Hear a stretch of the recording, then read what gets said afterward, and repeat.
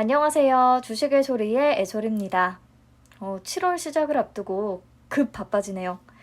오늘이 아니라 준비하다 보니까 어제가 됐는데 어제 카카오뱅크가 드디어 증권신고서를 제출했고요. 그래서 7월 공모주 일정에 다크호스로 출격하게 됐습니다. 카카오페이도 상장심사를 통과했거든요. 아마 8월에 청약 일정이 잡히지 않을까 싶어요.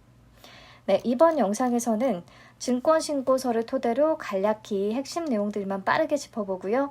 공모가는 적정한지 그리고 어떻게 산출했는지도 같이 보도록 할게요. 먼저 공모 개요 보시면 총 공모 주식수는 6,545만 주고요.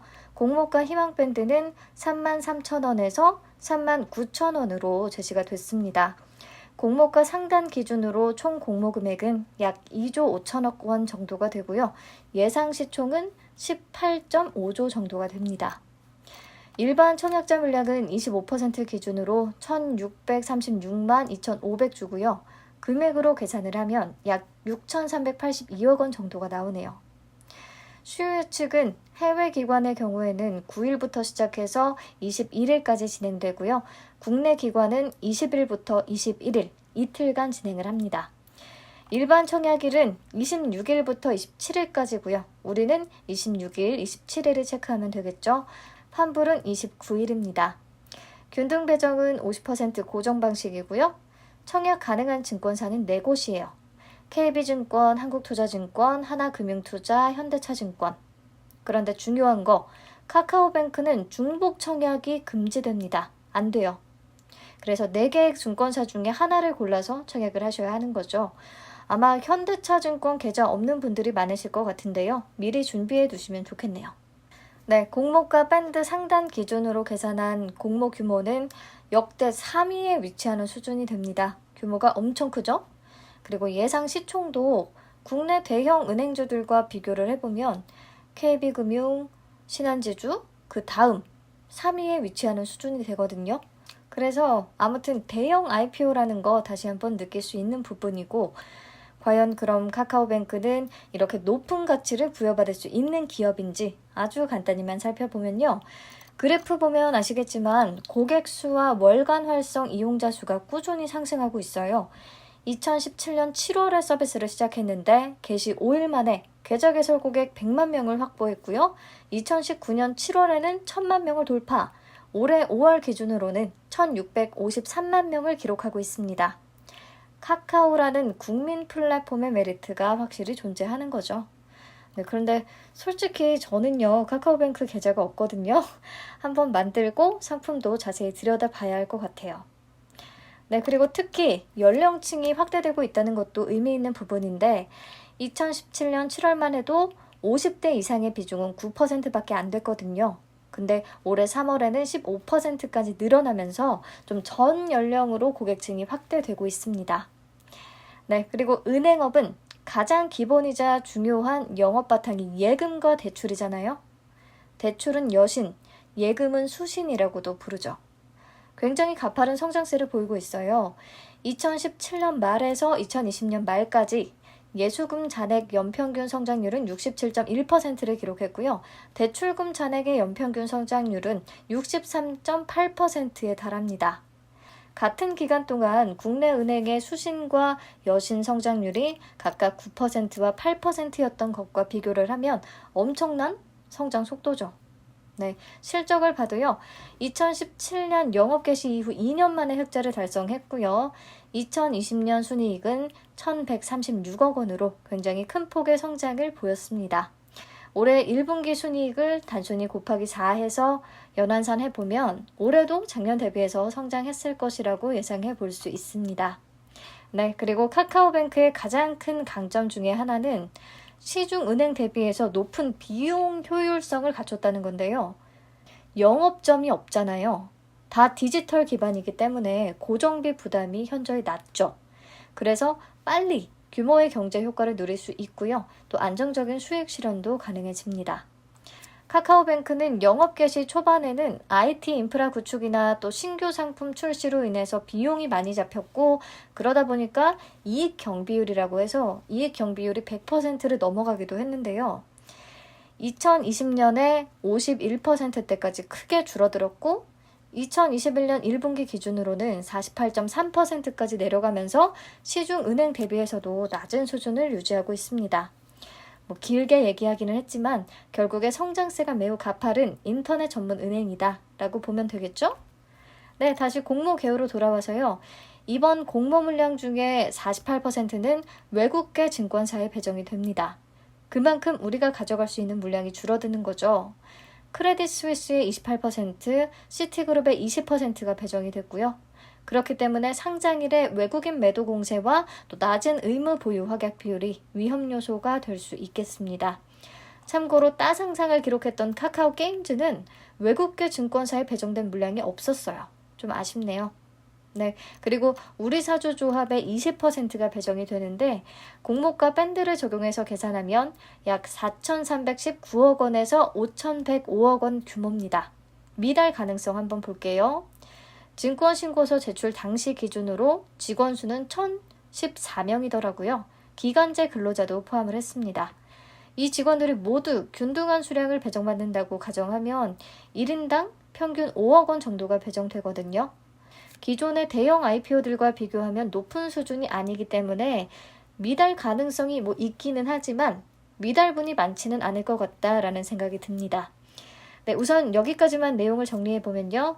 공모 규모는 약 2조 5천억 원 정도로 역대 3위에 랭크될 정도로 큰 규모고 예상 시총은 공모가 상당 기준으로 18.5조로 따상을 기록하면 단숨에 KB금융을 제치고 은행주 1위로 올라서게 된다. 카카오뱅크는 굉장히 빠른 성장세를 보여주고 있으며 시중은행 대비해서 높은 비용 효율성을 가지고 있다는 것이 큰 강점이다. 증권사 제휴라든지 보험업 진출이라든지 이런 성장 동력은 계속해서 찾고 있다. 총 공모 물량은 6,545만 주인데 이 중에 48%는 외국계 증권사에 배정이 된다. 상장일 외국인 매도 공세 그리고 낮은 의무 보유 확약 비율이 위험 요소가 될 수 있다. 우리사주 조합 미달 가능성이 아주 높지는 않다. 미달이 발생해도 미달분이 많지는 않을 것 같다.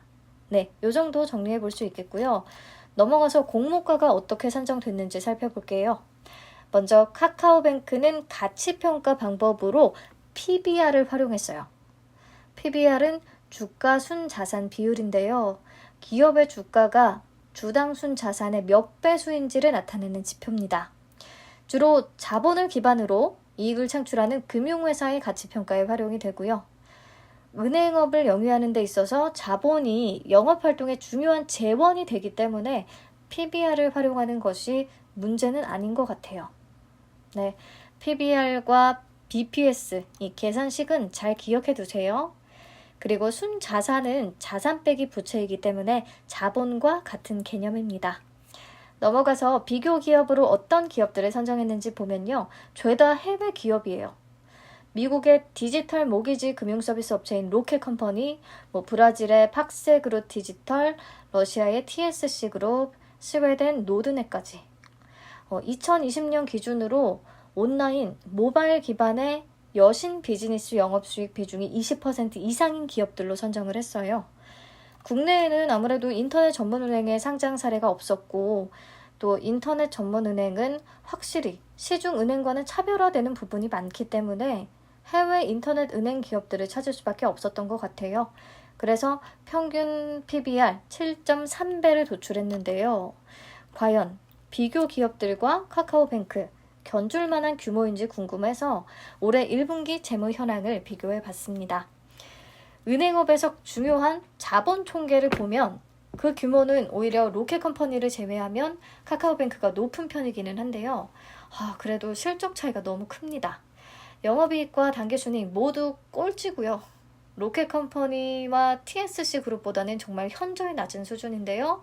그럼에도 불구하고 시가총액은 팍스그룹 디지털이나 TSC 그룹과 비슷한 상황이에요. 그래서 깐깐하게 문제를 삼자면 충분히 논란거리가 될 수 있겠습니다. 그리고 분명히 이 부분도 문제가 될 수 있어요. 국내 대형 은행주들의 PBR은 한 배에도 못 미치거든요. 그런데 PBR 7.3배를 적용한다고? 고평가 아니냐라고 할 수 있는데 앞에서도 얘기했듯이 인터넷 전문은행은 기존 금융회사와는 성장 속도 자체가 완전히 차이가 나고요. 또 무점포 형태라서 비용 측면에서도 훨씬 효율성이 높다고 볼 수 있습니다.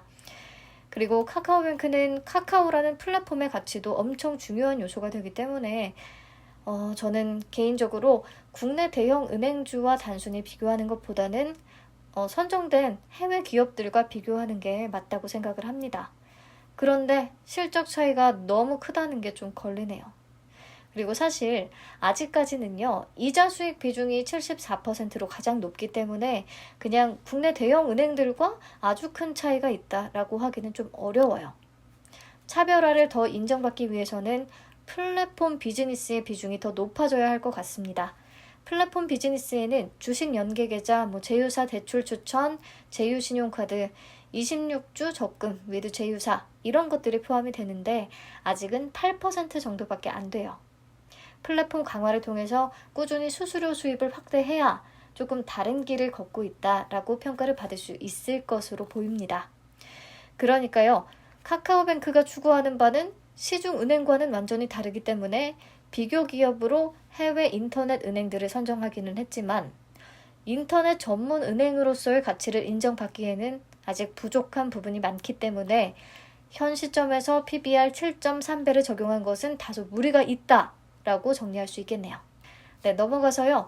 이 PBR을 활용해서 평가 시가총액을 어떻게 계산했는지 볼게요. PBR은 주가 나누기 주당 순 자산 가치고요. 주당 순 자산 가치는 자본 나누기 발행 주식 수입니다. 그래서 PBR식의 분모 분자의 발행 주식 수를 똑같이 곱해주면요. 식은 이렇게 바뀌죠. 시가총액 나누기 자본. 즉, 시가총액은 PBR 곱하기 자본이 되는 거죠. 그래서 PBR 7.3배에다가 2021년 1분기 말 기준의 자본 총계 2조 8,495억 원을 곱해줬고요. 여기다가 공모자금으로 유입될 금액을 딱 더해서 시가총액을 계산했어요. 22조 9,610억 원이 나왔습니다. 그리고 이 평가 시가총액을 공모 후 발행 주식수로 나눠서 주당 평가 가액은 48,058원을 도출했어요. 발행 주식수에는 미행사된 주식 매수 선택권을 포함시켰는데요. 주식 매수 선택권이 뭐냐면 기업이 임직원들에게 일정 수량의 자기 회사 주식을요, 일정 가격에 매수할 수 있는 권리를 부여한 거거든요. 카카오뱅크에 남아있는 주식 매수 선택권의 행사 가격은 5,000원이에요. 그러니까 부여받은 임직원들은 5,000원에 이 카카오뱅크 주식을 살 수 있는 거죠. 차익을 어마어마하게 챙길 수 있겠네요. 네, 아무래도 상장 이후에 행사 가능성이 높고 행사를 한다면 그만큼 주식수가 늘어나게 되니까요. 이 부분까지 미리 포함해서 발행 주식수를 계산했습니다. 그리고 주당 평가가액 48,058원에 할인율 18.8%에서 31.3%를 적용해서 공모가액 밴드를 계산한 거죠. 최근 5개년 유가증권 시장 상장 기업들의 평균 할인율이 19%에서 32%니까요. 그냥 적당한 수준의 할인율을 적용한 것으로 보입니다. 네, 그리고 제가 카카오뱅크의 IPO 이후에 내재된 PBR을 한번 다시 계산해 봤어요. 앞에서는 공모자금 유입액을 단순히 더해주기만 했는데 사실 공모자금이 유입이 되면 자본금이 더 늘어나기 때문에 정확한 계산은 조금 달라지거든요. 보세요. 자본 총계가 1분기 기준으로 2조 8,495억 원이었죠. 그런데 공모가 상단 기준으로 공모자금 유입액을 계산하면 2조 5,525억 원 정도가 됩니다. 그러니까 상장 후의 자본 총계는 이 둘을 더해주면 되겠죠? 그러면 5조 4,025억 원이 되네요. 여기서 저는 발행 재비용은 생각 안 하고 계산을 했습니다. 네, 그리고 시가총액은 상단 기준으로 18조 5,289억 원이기 때문에 시총 나누기 상장 후 자본 총계를 하면 임플라이드 PBR은 3.43배가 나옵니다. 앞에서 비교 기업들의 평균 PBR이 7배를 넘었던 것을 생각해보면 카카오뱅크 너무 심하게 고평가네 정도까지는 아닌 것 같아요. 아무래도 카카오뱅크가 분명히 플랫폼의 강점을 잘 살려서 비즈니스 범위도 더 확대하고 좀 시중은행과의 차별화에 성공할 수 있을 것이라는 저의 어느 정도의 믿음이 있기 때문인 것 같기도 해요. 제 개인적인 느낌이니까 이런 거는 배제하고 여러분들이 판단을 해주세요. 네, 그리고 장외 거래 가격은 6월 28일 기준으로 96,000원입니다. 시총이 39조가 넘어요. 장외가와 비교해도 훨씬 공모가가 낮은 수준이기 때문에 고평가 논란이 심하게 일어날 것 같지는 않습니다. 네, 그래서 여기까지 또 정리를 하면요. 우선 가치평가 방식으로는 PBR을 활용했다. 비교 기업으로는 해외 인터넷 은행과 미국의 디지털 모기지 금융 서비스 업체를 선정했는데 국내에는 인터넷 은행 상장 사례가 없고 또 인터넷 은행은 시중 은행과는 분명히 차별화되는 점이 많기 때문에 해외 기업을 선정할 수밖에 없었다. 하지만 비교 기업 대비해서 카카오뱅크의 영업이익과 당기순이익은 한참 뒤처져 있음에도 불구하고 시총이 비슷하게 평가가 됐다. 그러니까 고평가됐다. 비교 기업의 평균 PBR은 7.3배로 국내 대형 은행주들과 비교하면 너무 높은 수준이다. 하지만 국내 은행주를 비교 대상으로 삼기에는 추구하는 바가 많이 다르다. 인터넷 은행은 지점이 없어서 저비용 구조로 운영이 되고 그렇기 때문에 보통 시중은행보다 PBR이 높게 평가된다. 플랫폼을 통해서 대규모 젊은 층이 유입이 되면 매출과 이익이 급격히 성장할 수 있다는 가능성도 있다. 하지만 카카오뱅크가 시중은행과 확실한 차별화를 인정받으려면 플랫폼 비즈니스를 더 성장시킬 필요가 있다. 현 시점에서는 큰 차이가 없기 때문에 7.3배 적용은 다소 무리가 있다. 그런데 공모 후 임플라이드 PBR을 계산해보면 3.4배가 나오고 그렇다면 아주 고평가는 아니라는 생각이 또 든다. 이건 내가 카카오뱅크에 대한 어느 정도 믿음이 있기 때문이니까 아주 개인적인 의견이라고 볼 수 있고 3.4배면 여전히 국내 은행주들 PBR 대비해서 아주 높기 때문에 고평가라고 볼 수 있다. 그리고 장외 가격이 현재 96,000원인데 공모가 밴드 상단이 39,000원이기 때문에 사람들은 좀 부담이 없다고 느낄 수 있고 당초에 금융투자업계에서 예상한 시총이 20조에서 30조였던 것을 생각하면 상대적으로 공모가 밴드는 낮다고 받아들일 수도 있을 것 같습니다. 그래서 깐깐히 따지면 고평가된 부문이 분명히 존재하지만 SD 바이오 센서나 크래프톤처럼 고평가 논란이 거세게 일어나지는 않을 것 같습니다. 네, 마지막으로 상장 후에 유통 가능 주식 수는 비율로는 27.01%로 낮은 편인데 금액으로 계산하니까 5조 47억 원이 나오더라고요. 비교해서 보셔도 역대급으로 정말 높은 금액입니다. SKIET보다도 훨씬 높죠. 그래서 상장일의 주가가 굉장히 요동칠 가능성도 있어 보이고요. 예측하기가 쉽지는 않겠네요. 우선 수요 예측 결과부터 확인을 해봐야 할 것 같습니다. 추가 위험 요소나 살펴봐야 하는 정보들은 일정 맞춰서 다시 한번 업로드 할게요. 시청해주셔서 감사합니다.